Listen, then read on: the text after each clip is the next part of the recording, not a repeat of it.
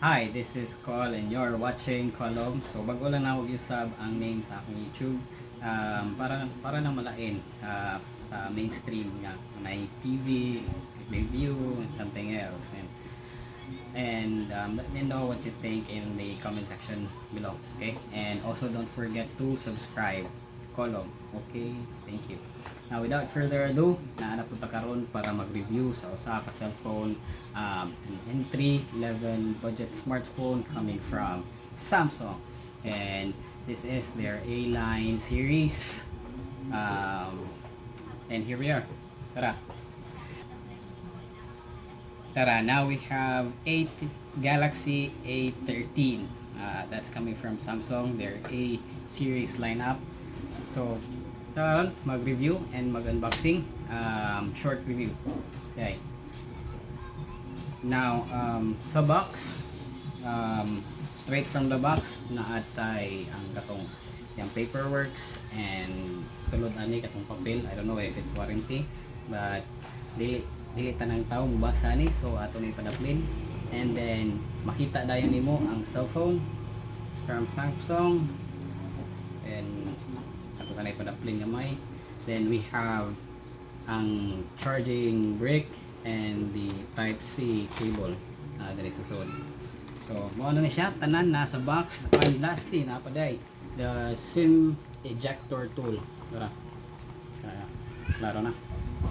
Okay, now sa cellphone, ato nang hulbot ang cellphone. Kung makulbot siya, pakulbot ato sa kuhan kaliyot. Okay, alright, so dara. Now we have the design first. Design, maklaro mo akong gamit na ko, ano, grabe ka sinaw, sinaw kayo, grabe ka nindot sa design. Now first is the design. Now we have a minimalist, simple and basic, decent unibody design. Kani siya kay plastic, although it's shiny, as you can see, shiny, makita niyo yung mga reflection na akong gigamit. Then we have natay Samsung logo there sa ubos, and you'll see the display, it's very bright. So atong try og open. Ito pahinayan ang display para makita ninyo. There you go. Kana. So the design na atay wait. Gamay.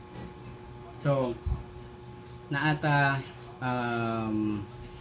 dire is the mic sensor on top, and there is a gilid on the left side kay wala na siya yung mga buttons, and on the right side you'll see atong volume rocker up and down, and yung power button nga equipped sa fingerprint sensor.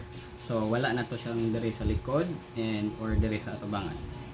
Now at the bottom you'll see the katong saksakanan sa headset. So naagyapon, good thing gibutang Samsung, but nowadays ang ginagamit sa consumers kay kanang kuha na lang Bluetooth and all. Then we have one speaker sa speaker grill sa kilid, and then we have a type C cable for the charger. Okay, good thing type C na siya. Now for the display, sa likod na pata sa design, naatay camera module na ay gamay nga bump nga makita ninyo, kana gamay, pero okay na siya, dili kay siya maklaro. So inibutang nyo naka flat ko na siya, flat surface. Then triple camera setup na siya. Then we have the Infinity V notch display. Ambot kung say sakto ba akong giingon tawag, so i-comment if sakto ba. Then now for the display, naatay 6.6 LCD display, then 1080p with full HD and 60 Hz refresh rate resolution, included aning Samsung A13, and natay bright and colorful and crisp colors. So magtanaw ka videos like Netflix, YouTube, klaro ra jud kayo ang kuan inyong gitanaw nga movies or YouTube videos sa inyong favorite nga or paborito nga mga YouTubers. Nya mo to. So if ever tanaw mo na ko, then kanay makiklaro gyud ninyo. Okay, now for the camera. Okay, and first arin sa tata sa performance. So ang Samsung A13 equipped ni out of the box na sa Exynos 850 with 8 nanometers chipset, and it has Android 12 with Samsung's One UI 4.1, and natay 4 gig of RAM, 4 GB of RAM, napod tay katong 3, I think 2 or 3 ba GB of RAM. Now for sa storage, natay 128 GB of storage, expandable na siya with memory card slot. Now for the battery, natay 5,000 mAh, equipped with fast charging na siya. So atong charger brick 15 watts na siya. So okay lang, decent lang ang pag-charge sa phone, paspas ra gyapon. And depende pod sa inyong sa inyo paglubat ba inana. So it will usually mag range to up an hour or inana before siya ma-full. Now for the camera, so naatay 50 ang iyang main camera, naatay 50 megapixel camera with 1.8 focal length sensor.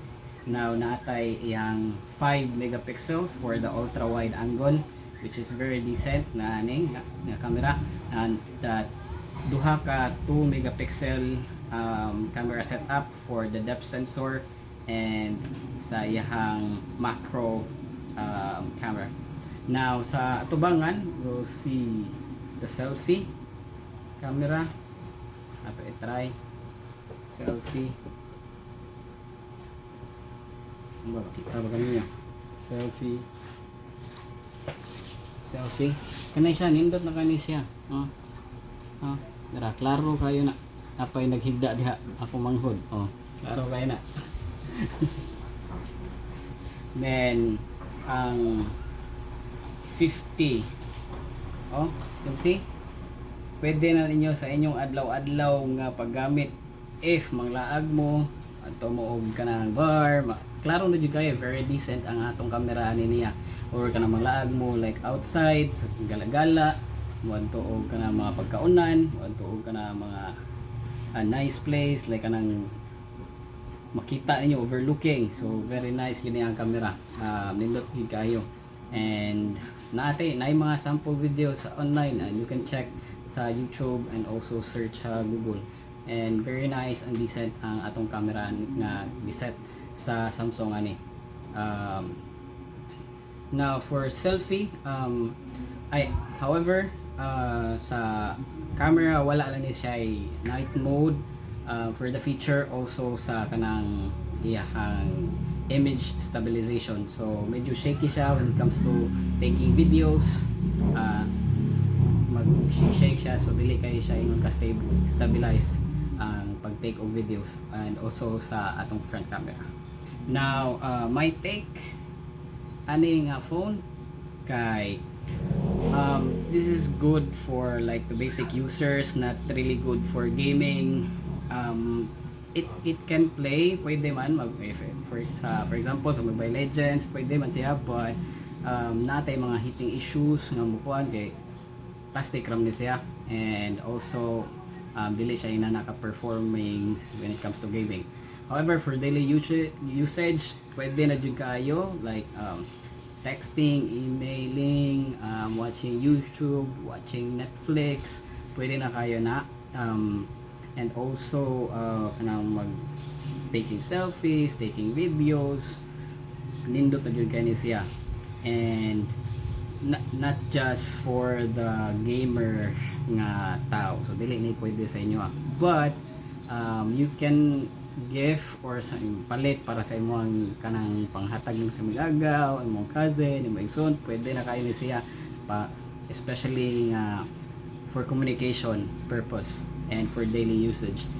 And also the design, very nindot ang design. I also like sa katong like purple, may pagka purple nga design, very neat kaya ang design simple pero minimalist na siya and very nindot, diba?